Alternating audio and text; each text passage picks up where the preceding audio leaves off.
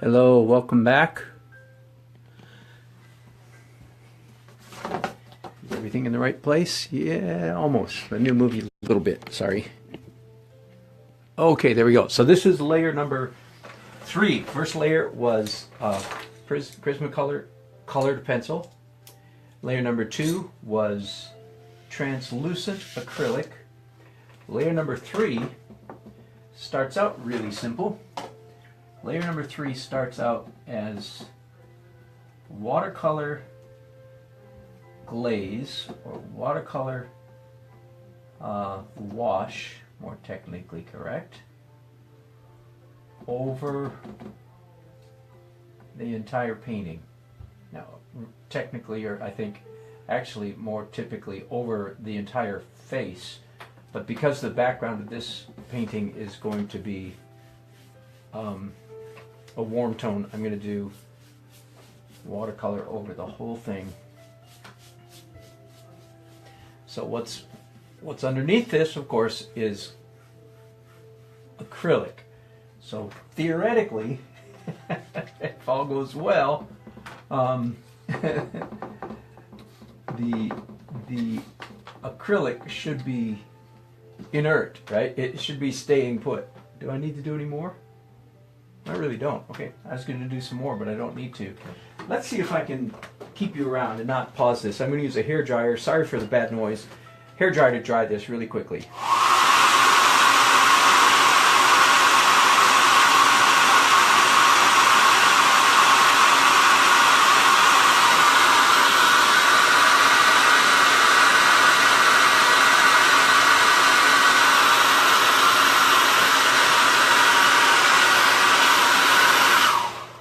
Okay, I think it's dry. And this looks like another time to me when I'm really going to want to wear a glove, so that there's no moisture in my hand.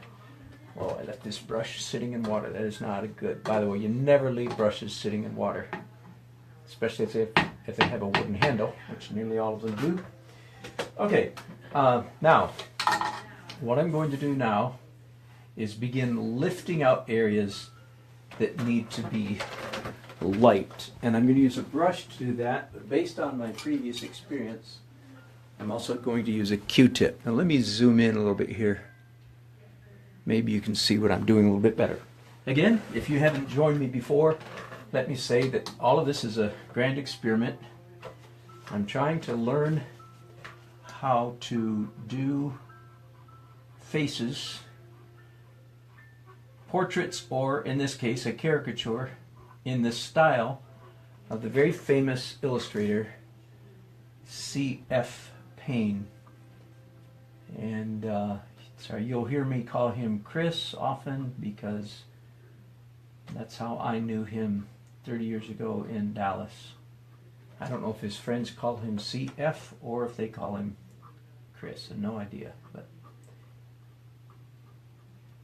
so what I'm doing now, I'm using a Q-tip at the moment. I'm lifting out, removing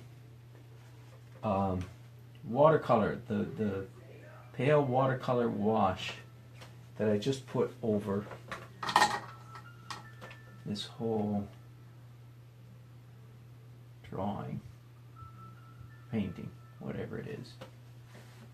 Of course, I'll be here for a while, so you don't need to watch me do a lot of this.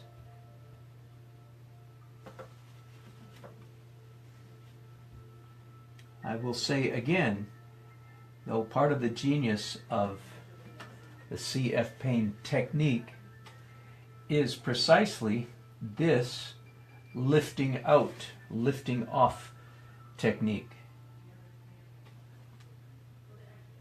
There's no faster way to achieve a believable, modeled, rounded image like a face, which is all rounded, than lifting. Now, I obviously don't have this down perfectly yet because all of my lifting is coming out with a little bit of a hard edge. See this line down the middle of my nose? That should not be hard, that should be soft. And evidently I've just got more to learn how to achieve that soft edge. software. I'm sure CF absolutely has this down to a science. I would love for him to release somewhere more information about how he does his work. From the little I found online, I don't get the impression that he terribly loves teaching terribly much, which is, I would say, fairly typical for a lot of artists. A lot of artists don't enjoy talking, teaching, so on. He seems to fit. But anyway, I'd like to know how he gets these edges perfectly rounded. Now, one thing I'm thinking I can do is just re-wet the paint that's right adjacent to the edge there and blend it up into the light area. Let's see if that works. Yeah, a little bit again. So I don't know if that's how he does it or not. Again, let me tell you what the next layer is going to be, and then I'll leave you alone, or you'll leave me alone to struggle as I may, as I clearly am with this technique. The next layer is I do oil on top of this. Very, very thin layer of oil paint, thinned with turpenoid. Odorless turpenoid, of course. Almost nobody uses turpentine anymore. It's a real die-hard, I don't know what, traditionalists. And I hope they're using it only outside, because this stuff is dreadful. I've used it a couple times in the last couple years, only outside, and even then, it's about all you can stand.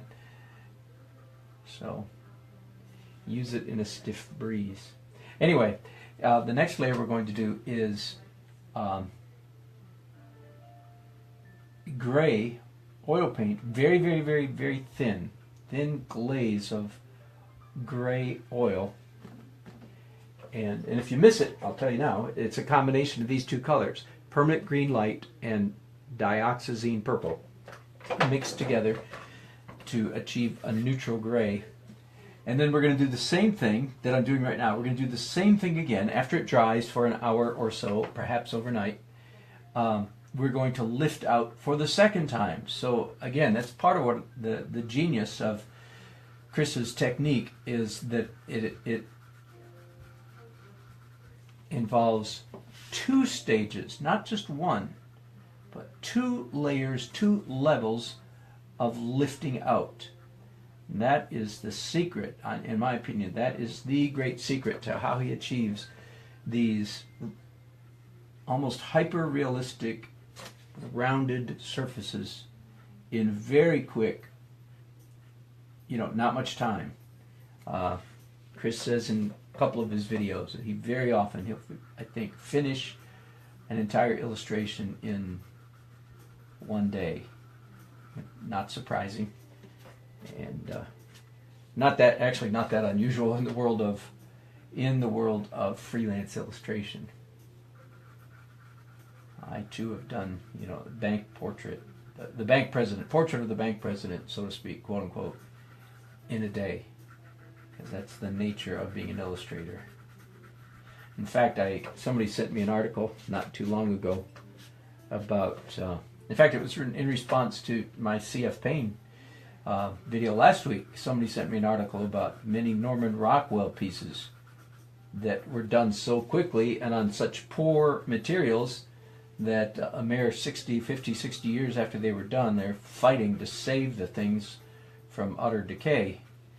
So again, that's one of the downside of the world of illustration. When you have to do the whole illustration in a day, sometimes you cut corners. And good old Uncle Norm evidently did that. And it's possible that CF Payne also is doing that by doing acrylics on top of oil, which is... So the next layer after this, so far, archivally, I think we're totally fine.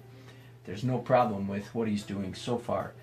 But the next layer is oil, and then the layer after that is colored pencil and acrylic. And that is Seems to me that should be problematic, but it's possible that the oil is so thin.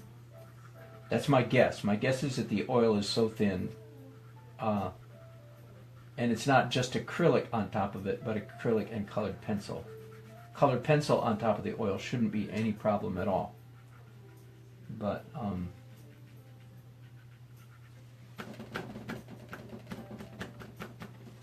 well, that's probably enough. I'll be doing this for a while. Let me zoom in real quickly.